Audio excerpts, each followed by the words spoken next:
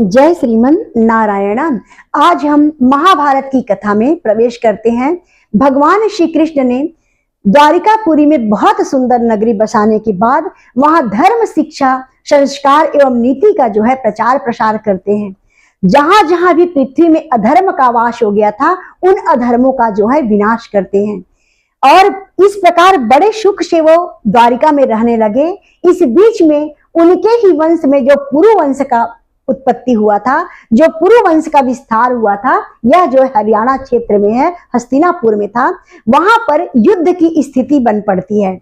जो धृतराष्ट्र की कामनाएं थी राजा बनने की, वह जो है अपने पुत्र को राजा बनाना चाहता था और जो पांडु राजा था, उनके जो बड़े पुत्र थे युधिष्ठिर, यह सबका प्रिय था और सब उन्हें राजा बनाना चाहते थे। नीति भी यही थी कि राजा का बड़ा बेटा ही राजा बनता है, इसलिए युधिष्ठिर को जो है राजा बनाने की बात होने लगी। इस पर जो है वहां पर राजा बनाने के पहले क्या होता है, राजा का चयन होने के पहले, राजा को राज सिंहासन देने के पहले राजसूय यज्ञ करवाने की बात हुई। जब राजसूय यज्ञ होता है, उसमें भगवान श्री कृष्ण आते हैं और श्री कृष्ण जी का बुलावा होता है। उसमें बहुत सुंदर राजसूय यज्ञ संपन्न होता है। युधिष्ठिर ने अपने हाथों से राजसूय यज्ञ को संपन्न किया है, परंतु वहां पे जो दुर्योधन के मामा जी थे शकुनी, उनका षड्यंत्र चलता है और उस षड्यंत्र के तहत उन्होंने जो है जुआ खेलने का, द्वित क्रीड़ा का जो है जाल बिछाया। इस द्वित क्रीड़ा में आकर के युधिष्ठिर जी अपने सब कुछ हार जाते हैं। उनको 14 वर्ष का वनवास मिलता है। 14 वर्ष का वनवास को काट करके जब वो वापस आते हैं, तब उन्होंने अपने राज्य को वापस मांगा है, परंतु इस पर दुर्योधन ने कहा कि उनको जो है सुई की नोक के बराबर भी यहाँ से राज्य जमीन नहीं मिल सकता। इस पर जो है पांचों पांडव ने कृष्ण को दूत बना करके भेजा है। भगवान कृष्ण दूत बन करके जाते हैं और शांति वार्ता का प्रस्ताव रखते हैं, परंतु इस पर भी दुर्योधन ने जो है 5 ग्राम भी देने से मना कर दिया।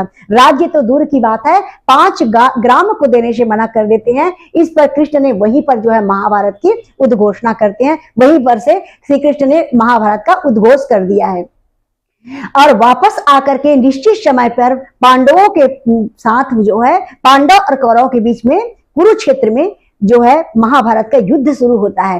कृष्ण निष्पक्ष थे, न वो पांडव के साथ थे और न ही वो कौरवों के साथ थे। दुर्योधन ने उनकी नारायणी सेना की मांग की और अर्जुन ने केवल कृष्ण को मांगा है। कृष्ण सारथी बनते हैं और कृष्ण की नीति एवं धर्ममयी बातें, उनकी जो रणनीति, जो उनकी कूटनीति थी, उस पर जो है पांडवों का विजय होता है। युद्ध का अंतिम परिणाम केवल विनाश होता है। केवल विनाश ही विनाश हो गया। दोनों तरफ, इधर के भी सारे खत्म हो गए, उधर के ही सारे खत्म हो गए। केवल कुछ कुछ लोग बस बच जाते हैं। इधर से 5 पांडव श्री कृष्ण जी थे, द्रौपदी बची हुई थी, उधर से जो है ऐसे भी कौरव के भी 4-5 लोग बचे हुए थे।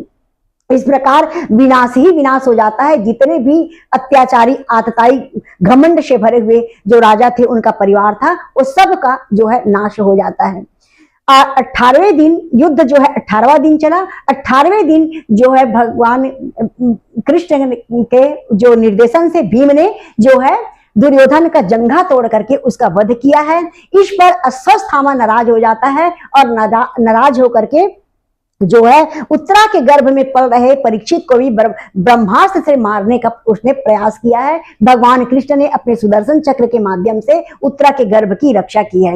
वही उत्तरा के गर्भ में पलने वाले जो परीक्षित थे, वही भागवत के प्रथम श्रोता बने और उन्हीं का जो भागवत है, जो हम सब जो है उस भागवत को श्रवण करते हैं। इसके बाद वहां पर महाभारत जो है संपन्न हो गया और राजा युधिष्ठिर को जो है राज्य पाठ दे करके भगवान कृष्ण जो है द्वारिका वापस आ जाते हैं। द्वारिका में आकर के उन्होंने क्या देखा कि यहाँ भी जो यदुवंश थे, वो उनमें जो है अहंकार जो है अतिरेक हो गया था, बहुत बढ़ गया था। अहंकारी हो गए थे, अपने धर्म एवं मर्यादा को भूलते जा रहे थे। भगवान कृष्ण ने सोचा कि यदि मैं इनको छोड़ करके जाता हूं तो यह पुनः पृथ्वी में जो है पृथ्वी को जो है भय एवं आक्रांत से ग्रसित कर देंगे, पूरी पृथ्वी जो है इनसे दुखी हो जाएगी। इसलिए भगवान कृष्ण ने उनको भी खत्म करने की योजना बनाई और उस योजना के तहत उन्होंने अपने पुत्र शांब के मन में ऐसे प्रेरणा डाली कि वह जाकर के जो है ऋषियों का अपमान कर देता है। ऋषि गण जो है श्राप कर देते हैं, उनको ऋषियों के द्वारा श्राप मिलता है। दुर्वासा आदि ऋषि थे,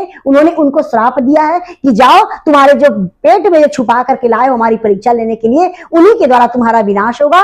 उनके जो पेट में छुपा करके कुछ सामान लाए थे वह लोहे का रूप लेता है। उस लोहे को पिसवा करके वहां के जो राजा उग्रसेन थे वह समुद्र में फिकवा देते हैं। जब समुद्र में फिकवा दिए तो वही जो है एरक घास बन करके पैदा होता है और वह इतना कठोर मजबूत था कि उसी कठोर एवं मजबूत एरक घास के रूप में जो है वह लोहे का चूर्ण जो है पैदा हो जाता है, वहां पे उत्पन्न हो जाता है समुद्र के किनारे में, प्रभास क्षेत्र में।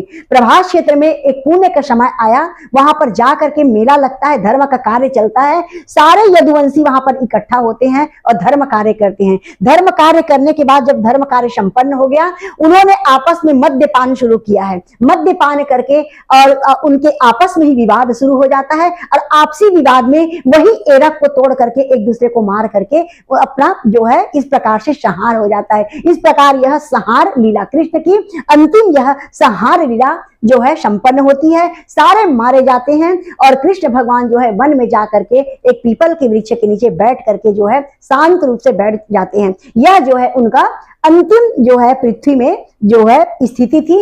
इस अपने पैर को, एक पैर को दूसरे पैर में बैठ करके भगवान जो है ध्यान मग्न में बैठ करके सब चीज को सोचने लगते हैं। मैंने सब चीज समुचित अब पृथ्वी में व्यवस्था कर दी है, अब मैं स्वधाम गमन करूंगा, ऐसा कह करके वो चिंतन करने लगते हैं।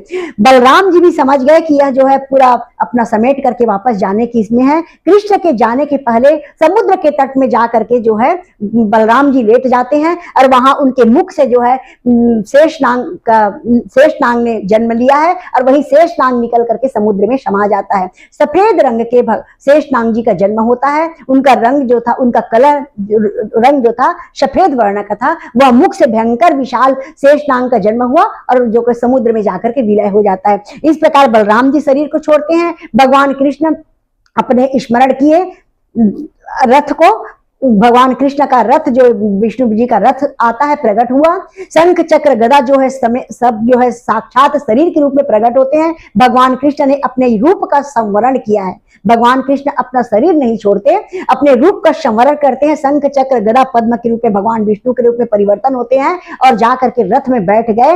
अपने दिव्य आत्म स्वरूप को, अपने नील स्वरूप को, अपने आत्म स्वरूप को जो है वहां पर छोड़ देते हैं अपनी निशानी के रूप में और जो स्वयं जो है अपने स्वधाम गमन कर जाते हैं। वही दिव्य जो आत्म रूप में वहां जल रहा था, वही जो है जगन्नाथपुरी में आज भी हृदय के रूप में भगवान कृष्ण का जो आत्म स्वरूप है, जो उनका नील स्वरूप है, वह आज भी प्रकाशित है। आज भी वहां द्वारकापुरी में उनका हृदय जो है वास करता है। भगवान कृष्ण इस प्रकार से स्वधाम गमन कर जाते हैं। और इसके बाद की कथा को हम कल के एपिसोड में श्रवण करेंगे। प्रेम से बोलिए जय श्रीमन नारायण नारायण। यह भगवान कृष्ण की अद्भुत लीला है जिसमें वह जन्म लेकर के समूचे पृथ्वी पर धर्म की स्थापना करते हैं और धर्म की स्थापना करने के बाद अपने शरीर को संवरण करके वो अपने धाम स्वधाम को गमन करते हैं। प्रेम से बोलिए जय श्रीमन नारायण।